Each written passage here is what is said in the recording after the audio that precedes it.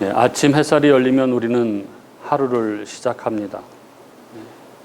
익숙한 길을 걷고 또 커피 한 잔을 마시고 오늘 하루의 일과를 떠올리며 숨을 고릅니다. 그러나 그 고요한 일상 속 사실은 우리 마음 깊은 곳에는 우리가 치열하게 붙들고 있는 무언가가 있습니다. 이것만은 절대 이룰 수 없어. 이것마저 무너지면 나는 끝이야.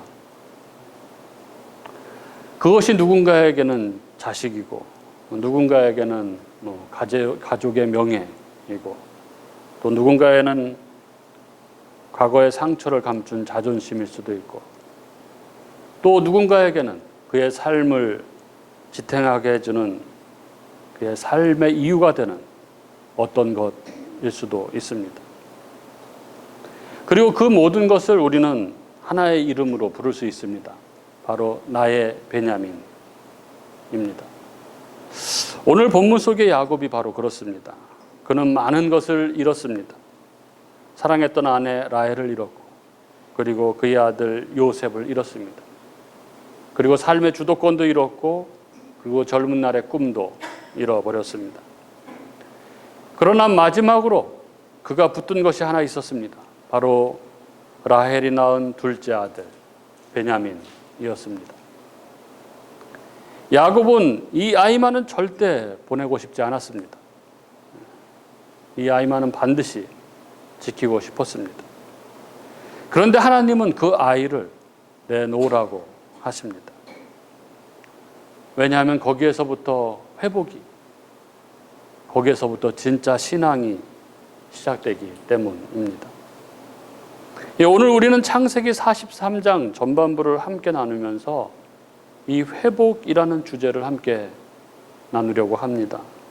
오늘 말씀 안에서 우리 각자에게 주님의 음성이 또렷이 들려지는 그런 은혜가 있기를 바랍니다. 우리가 앞서 42장에서 봤던 것처럼 야곱은 지금 시므온까지 애굽 총리에게 빼앗긴 상태입니다. 게다가 오늘 본문 1절에 보면 기근이 점점 더 심해지고 애굽에서 가져온 곡식은 다 떨어지고 이제 정말 온 가족이 다 굶어 죽게 생겼습니다. 이 죽음의 질곡에서 벗어날 유일한 길은 다시 애굽에 가서 그 애굽 총리인 요셉에게 은혜를 구해야 하는 것이죠. 그래야 살 수가 있습니다. 그래서 2절에 보면 이 야곱이 자식들에게 다시 애굽에 가서 양식을 사오라고 그렇게 말합니다. 그런데 그들은 못 가죠. 이대로면 애굽에 잡혀있는 시므온도 죽을 수도 있습니다. 그런데도 못 갑니다. 이유가 뭔가요? 오늘 보면 3절과 5절에 나오는 것처럼 요셉이 자기 형들에게 요구하기를 그들이 정탐꾼이 아니라는 걸 증명하려면 아버지가 제일 사랑하는 베냐민을 데려오라고 했기 때문이었습니다. 야곱은 자기가 가장 사랑했던 라헬의 아들 요셉을 이미 오래전에 잃었습니다.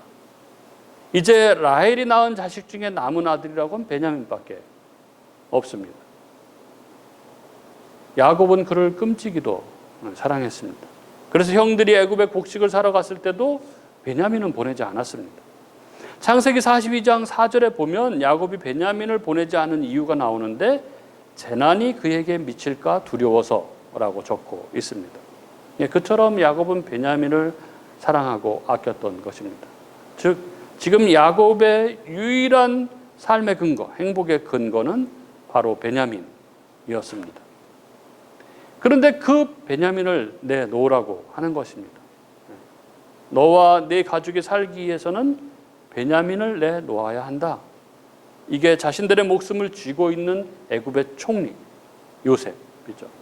예수 그리스도의 모형 요셉의 요구였습니다. 그러나 야곱은 요지부동입니다. 야곱은 베냐민은 절대 애굽에 보내고 싶지 않았습니다. 시므온이 잡혀 있는데도 그리고 이제 애굽에서 가져온 양식이 다 떨어져서 온 가족이 다 굶어 죽게 생겼는데도 야곱은 베냐민을 놓지 않습니다. 그러면서 6절에 이렇게 말합니다. 이스라엘이 이르되 너희가 어찌하여 너희에게 또 다른 아우가 있다고 그 사람에게 말하여 나를 괴롭게 하였느냐? 이 말은 단순한 책망의 말이 아닙니다. 이 말은 야곱의 내면 깊은 곳에 있는 공포, 상실의 아픔, 그리고 자아의 그 고집이 응축되어서 나온 말입니다. 그는 야곱을 잃은 이후에 베냐민을 잃는 것은 곧 자기 존재의 의미를 잃는 것이라고 그렇게 생각을 했습니다. 야곱은 베냐민을 붙들고 있었습니다. 그것은 그의 생존의 마지막 이유였고 그의 정체성의 마지막 조각이었고 그리고 그가 하나님 없이도 살아갈 수 있는 최소한의 조건이었습니다. 그것은 사랑을 넘어서 집착이 된 그에게 신앙의 우상이었습니다. 여러분, 우리에게도 그런 대상이 있습니다.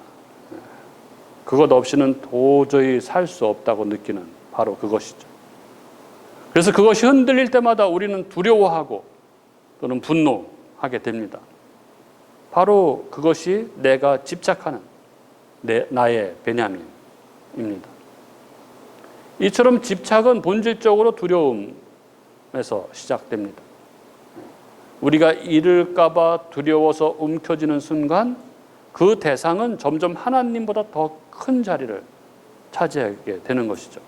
하지만 붙든다고 지켜지는 것이 아닙니다. 오히려 집착은 우리를 더 깊은 상실과 절망으로 몰아넣곤 합니다. 우리는 종종 고난을 하나님께서 우리를 버리신 징조로 오해합니다. 그러나 하나님은 그 고난을 통해서 우리가 그렇게 꼭 붙들고 있는 것이 무엇인지를 드러나게 하시고 그리고 그것을 내려놓게 하십니다. 하나님은 야곱에게 기근이라는 현실을 허락하셨습니다. 그리고 이미 우리가 전에 살폈듯이 그것은 단순한 자연재해가 아니라 하나님의 손길이 깃든 영적 훈련이었습니다. 우리가 우리의 집착, 우리의 베냐민을 내려놓게 하시려는 하나님의 영적 훈련의 수단, 통로였습니다. 그렇습니다. 내려놓음은 신뢰의 증거입니다. 집착은 내가 통제하려는 마음의 상징이지만 내려놓음은 믿음의 언어인 것이죠. 하나님은 야곱에게 내 스스로 통제하려는 것을 내려놓고 하나님을 신뢰하는 법을 가르치고 계신 것입니다.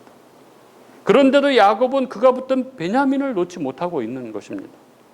그러자 유다가 아버지께 간청을 합니다. 8절 9절 이렇게 적고 있죠. 유다가 그의 아버지 이스라엘에게 이르되 저 아이를 나와 함께 보내시면 우리가 곧 가리니 그러면 우리와 아버지와 우리 어린아이들이 다 살고 죽지 아니하리이다.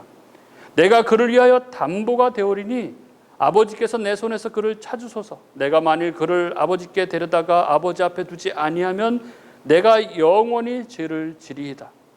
자기가 베냐민의 담보가 되겠다고 말합니다. 베냐민에게 문제가 생기면 자기 목숨을 내놓겠다 하는 것입니다. 그러자 야곱은 비로소 베냐민을 놓습니다. 11절부터 14절이죠. 그의 아버지 이스라엘이 그들에게 이르되 그러할진대 이렇게 하라. 너희는 이 땅의 아름다운 소산을 그릇에 담아가지고 내려가서 그 사람에게 예물로 드릴지니 곧 유향 조금과 꿀 조금과 향품과 모략과 유향나무 열매와 감 복숭아니라. 너희 손에 갑절의 돈을 가지고 너희 자루 아기에 도로 넣어져 있던 그 돈을 다시 가지고 가라. 혹 잘못이 있었을까 두렵도다. 내 아우도 데리고 떠나 다시 그 사람에게로 가라. 전능하신 하나님께서 그 사람 앞에서 너희에게 은혜를 베푸사 그 사람으로 너희 다른 형제와 베냐민을 돌려보내게 하시기를 원하노라. 내가 자식을 잃게 되면 이르리로다. 여기 이 마지막에 이 야곱의 이 절절한 고백, 내가 자식을 잃게 되면 이르리로다. 이 한 문장에 야곱의 온 인생이 다 녹아 있습니다. 이것은 단순한 체념이 아닙니다. 이것은 패배가 아닙니다. 이것은 고통과 두려움을 딛고 선 신앙의 결단이고 집착을 벗어던지는 자유의 외침이라고 할 수 있습니다. 야곱은 지금껏 자신의 인생을 집착으로 그렇게 쌓아 올린 사람이었습니다. 사랑하는 여인 라헬을 얻기 위해서 14년을 기다렸고 요셉을 잃은 후에는 베냐민을 목숨처럼 여기며 살아왔습니다. 그래서 그에게 베냐민은 단순한 아들이 아니었습니다. 그의 삶의 의미였고 존재의 이유였고 자기 자아의 상징이었습니다. 그런데 그 모든 것을 하나님께 내어드리는 고백이 바로 이 한마디, 잃게 되면 이르리로다, 이 고백인 것이죠. 이 순간 야곱은 회복되고 있는 것입니다. 아들들을 탓하며 환경을 탓하던 야곱이 드디어 믿음의 길 위에 서서 하나님을 바라보기 시작한 것입니다. 그래서 하나님을 향한 신뢰로 그 자아의 중심이 내가 지켜야 한다 해서 하나님이 지키신다로 옮겨지고 있는 것입니다. 그렇습니다. 믿음은 움켜쥐는 것이 아닌 것이죠. 믿음은 움켜진 손을 펴는 것입니다. 헨리 나우엔의 춤추시는 하나님에 나오는 이야기, 그네 타기 이야기가 있습니다. 지난 몇 년간 나는 그네 타기 고개를 즐겨보았다. 당시 89세이던 우리 아버지가 이곳에 방문하시면서부터 나는 서커스를 무척 좋아하게 되었다. 어느 날 우리는 남아프리카 공화국에서 온 그네 타기 고개사 5명이 진행하는 서커스를 보았다. 그것은 한마디로 공중 무도회였다. 한 사람이 공중으로 치솟았다. 잡는 이의 강한 손에 붙들리기 전에는 모든 것이 몹시 아슬아슬했다. 공연 때마다 나는 고개사들의 용기에 끊임없이 감탄한다. 고개사들은 잡아주는 이의 든든한 손에 자기 손이 빨려들면서 비행이 끝날이라는 것을 믿는다. 튼튼한 그네를 놓아야 반대편 그네까지 우아한 반원을 그리며 날 수 있다는 것도 잘 안다. 상대방이 나를 잡으려면 일단 놓아야 한다. 허공에 용감히 뛰어들어야 한다. 그러면서 헨리 나우엔이 이렇게 말합니다. 우리는 내려놓을 때 비로소 받게 된다. 이것은 위대한 역설이다.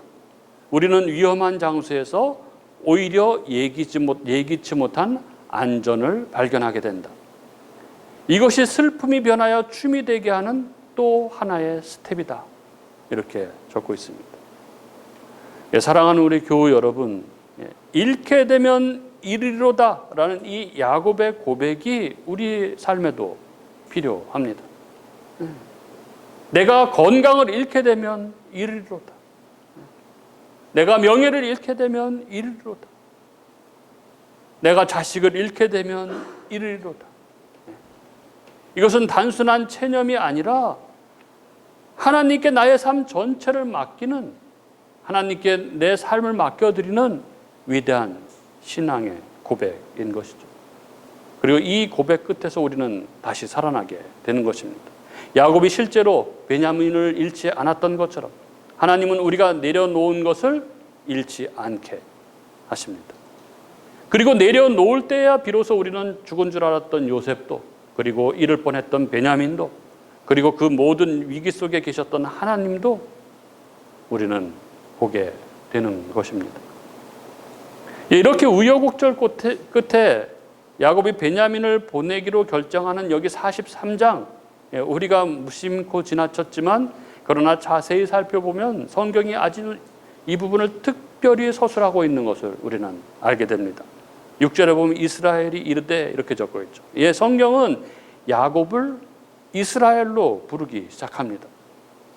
42장에서는 대부분 야곱이 계속 반복돼서 나옵니다. 딱 한 번 5절에 이스라엘의 아들들 할 때 한 번, 그때를 제외하고는 여기서도 핵심은 아들들에 있는 것이죠.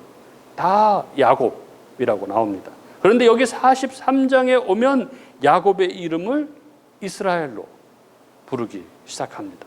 8절에 유다가 그의 아버지 이스라엘에게 이르되, 그리고 11절에 그의 아버지 이스라엘이 그들에게 이르되, 야곱의 이름을 전부 이스라엘이라고 부르고 있습니다. 브니엘에서 형의 발꿈치를 잡고 남을 속이고 등쳐먹던 이 야곱이 하나님과 씨름하면서 그 야복 나루터에서 이스라엘이라는 그 영광스러운 이름을 얻게 되었는데, 이 대목에서 집중적으로 야곱을 이스라엘이라고 성경은 다시 부르고 있습니다. 왜 그럴까요? 지금까지 야곱의 인생, 요셉을 잃어버린 후 지금까지의 야곱의 인생은 두 가지였습니다. 첫째는 원망과 불신이죠. 야곱이 행방불명되고 짐승에게 찢겨 죽었을 것이라고 생각하면서 야곱은 아들들에 대한 깊은 원망, 그 열 형제에 대한 원망과 불평이 그의 가슴 깊이 깔려 그렇게 살아왔던 인생이었습니다. 그런데 요셉을 잃었다는 것에 대한 깊은 상처가 마음 속에 깊이 박혀 있어서 야곱으로 하여금 그 상처로부터 벗어나지 못하게, 그래서 끊임없이 자기 속으로, 끊임없이 고슴도치처럼 그 상처 안으로 빠져들어서 자기 연민에 빠져가지고 자식들을 탓하고 환경을 탓하고 원망하면서 살아가던 그 야곱 생애에 이제 베냐민을 보낼 수밖에 없는 상황에서 믿음의 결단을 하면서 야곱이 믿음의 사람으로, 하나님을 의지하는 자로 바뀌어가는 야곱을 보면서 성경이 야곱을 이스라엘로 부르기 시작하는 것이죠. 여러분, 바로 이게 하나님의 언약 백성 이스라엘입니다. 남을 탓하고 불평하고 환경을 탓하는 것이 아니라 그 모든 것이 하나님의 섭리 안에 있다는 것을 인정하면서 사람들과 환경들을 보고 그것들을 이해하고, 그러면서 오직 하나님만을 의지하고 믿음의 발걸음을 내딛는 사람들, 그들이 바로 하나님의 언약 백성 이스라엘인 것이죠. 그리고 또 하나, 이 야곱을 붙들고 있었던 게 바로, 그의 인생을 붙들고 있었던 게 집착입니다. 야곱은 평생 동안 요셉에 대한 그리움, 경황 중에 요셉을 잃었다고 하는 그 상처에 매여가지고 자기 연민, 끝없는 자기 연민에 빠져서 자기 안에서 한 발자국도 나아가려고 하지 않았습니다. 그때 생기는 현상, 그게 뭔가요? 집착입니다. 집착. 내가 요셉은 경황 중에 잃었지만 베냐민만은 절대 안 된다. 이것이 이 야곱의 생을 한마디로 요약하고 있는 그의 삶의 방식이었습니다. 그러나 온 가족을 살리기 위해서 아들들을 애굽으로 보내려면 베냐민을 내어주지 않으면 안 되는 것이죠. 이렇게 베냐민을 내놓지 않으면 죽을 수밖에 없는 이 절체절명의 순간에 야곱은 비로소 믿음의 결정을 하는 것이죠. 잃으면 이르리로다. 여러분, 얼마나 많은 사람들이 자기 연민에 빠져서 집착하고 있는지 모릅니다. 이거는 절대 안 된다, 베냐민만은 절대 안 된다 하면서 자기 세계에 다 갇혀서 빠져나오지 못하는 것이죠. 그런데 여러분, 그 세계를 열고 나와서 믿음으로, 잃으면 이르리로다 믿음으로 결단하며 그 자기 세계를 열고 나왔을 때 하나님은, 성경은 그를 이스라엘이라고 부르는 것입니다. 우리네 인생에는 수많은 아픔과 상처들이 있습니다. 그러나 믿음의 사람들은 거기에 갇혀있는 사람들이 아닌 것이죠. 그들은 믿음으로 그것을 깨트리고 나오는 사람들입니다. 야곱이 평생 붙들고 있었던 그 상처, 그리고 그 상처가 낳은 이 베냐민이라는 집착, 이것을 그가 믿음으로 깨치고 나오자 하나님이 그를 이스라엘이라고 부르고 계신 것입니다. 그리고 오늘 본문에서 우리가 놓치지 말아야 할 부분이 하나가 있습니다. 뭐냐면 바로 이 모든 야곱의 변화를 이끌어낸 결정적인 동인이 있죠. 바로 9절의 야곱의 말, 유다의 말입니다. 유다가 이렇게 말합니다. 내가 그를 위하여 담보가 되오리니 아버지께서 내 손에서 그를 찾으소서. 내가 만일 그를 아버지께 데려다가 아버지 앞에 두지 아니하면 내가 영원히 죄를 지리이다. 여기 이 유다의 내가 그를 위하여 담보가 되오리니 라는 이 말은 야곱의 마음을 움직였고 결국 베냐민을 내어놓는 결단을 하게 되는 결정적인 전환점이고 야곱의 신앙의 회복의 바로 키였습니다. 야곱은 지금까지 그 모든 상황에서 자기 손으로 붙잡고 지키려는 그런 삶을 살아왔습니다. 사랑하는 라헬과 요셉, 그리고 이제는 남은 베냐민까지. 그가 진정 내려놓지 못했던 것은 단순히 자식이 아니라 자신의 운명이라고 할 수 있습니다. 이런 야곱에게 유다가 내가 담보가 되겠다 이렇게 나서고 있는 것이죠. 이것은 단순한 보증을 넘어서 생명을 건 헌신의 표현인 것입니다. 즉 아버지 제가 책임지겠습니다. 제가 대신 죽겠습니다. 하는 말인 것이죠. 유다의 이 말은 야곱의 오래된 상처, 그 깊은 불신과 두려움을 그 뿌리채 흔들어 버렸습니다. 그리고 원망과 집착 안에 갇혀있던 야곱을 회복시켰습니다. 마치 예수 그리스도께서 우리를 위하여 담보가 되셔서 십자가에서 우리를 위하여 생명을 내어주심으로써 죄와 사망 가운데 있던 우리를 살려내셨던 것처럼 그런 것입니다. 야곱은 유다를 통해서 자기를 희생하는 사랑, 책임지는 사랑을 보게 된 것입니다. 그 전까지 아들들은 책임을 회피하고 다 거짓을 꾸며냈고 서로 경쟁자로 여겼던 그런 존재들이었습니다. 그러나 지금 유다는 그 누구보다 담대하게 성숙한 말로 사랑과 헌신을 표현하고 있는 것입니다. 야곱은 이 말을 통해 처음으로 자신이 붙잡고 있는 것보다 더 큰 하나님의 역사, 그리고 그 속에서 자라난 아들의 성숙한 책임감을 보게 된 것입니다. 그리고 그것이 그의 내려놓음으로 이어지게 된 것입니다. 사랑하는 우리 교우 여러분, 지금 내가 놓지 못하고 붙들고 있는 것이 무엇입니까? 우리 주 예수 그리스도께서 우리를 위해서 담보가 되셔서 그 십자가의 사랑으로 영원히 죽을 수밖에 없는 우리가 다시 살아나게 되었는데, 그 사랑과 은혜 앞에서 우리가 내려놓지 못할 것이 과연 무엇입니까? 그리고 예수 안에서 작은 예수로 살아가는 사람들, 우리 성도들은 이 유다가 보여준 이 모습, 나를 내어줌으로 믿음을 회복케 하는 삶의 모습을 살아가야 하지 않겠습니까? 누군가를 위해서 기도해주고, 또 인내해주고, 또 소중한 물질과 시간을 내어주고, 또 실수한 사람을 감싸 안아주고 책임을 함께 지는 것, 그것이 바로 누군가의 담보가 되어주는 삶입니다. 그래서 갈라디아서 6장 2절은 이렇게 말합니다. 너희가 짐을 서로 지라, 그리하여 그리스도의 법을 성취하라. 이렇게 말하고 있는 것이죠. 그리고 그렇게 담보가 되겠다는 사람을 통해서 사람들은 하나님의 마음을 깨닫게 되는 것입니다. 유다의 자기를 내어 던지는 그 모습이 야곱의 마음을 열었듯이 그런 것이죠. 누군가의 사랑과 헌신, 그리고 희생을 통해 마음이 상한 사람들이, 그래서 집착 가운데 살아가던 사람들이 하나님의 사랑을 보고 그 앞으로 나오게 되는 것입니다. 아, 저 사람이 나를 위해서 저렇게 기도하고 있었구나. 아, 내 가족이, 내 교회가, 내 친구가 나를 붙들고 있었구나. 그때 사람들은 하나님의 사랑이 얼마나 깊은지를 깨닫게 되고 다시금 믿음의 사람으로 세워지게, 회복되게 되는 것입니다.